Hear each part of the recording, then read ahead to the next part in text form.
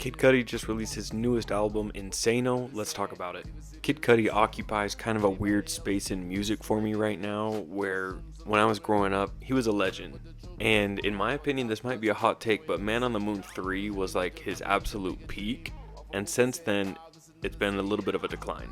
But going into this album, I was very optimistic and hopeful.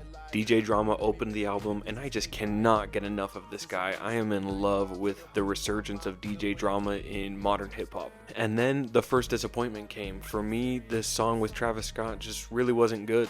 I know I can see on Twitter that some people are vibing with it, but for me, it was a disappointment because going back to the Scots, that song was so good. I was very excited for the collab album at that point, but now honestly I'm not so sure.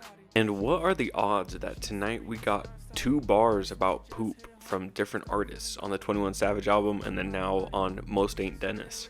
The songwriting is not it here. But this song with A$AP Rocky is great. I love the production. The A$AP verse is awesome. I'm so excited for the new Rocky album this year.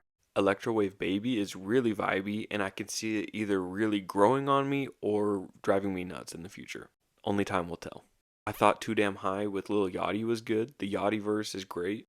X and Cud, these two were meant to make music together. This song is fantastic. The production is great. X's part is incredible.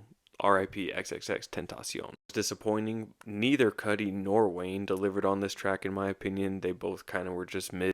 Funky Wizard Smoke, I really liked. This sounded like vintage Cudi to me. The vocals were great. The songwriting, although a little bit cheesy, I was nostalgic for it. It kind of just felt like old Cudi to me.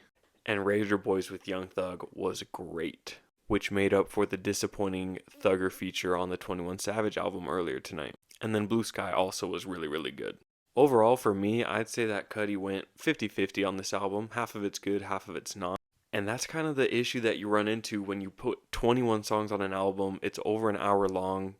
It's bloated. If you trimmed it down, it would be a good album. But as always, I've added my favorite tracks off of the album to my New Music Friday playlist, which you can find the link to my Spotify in my bio. I update this playlist every single week with my favorite releases. That way you don't miss anything.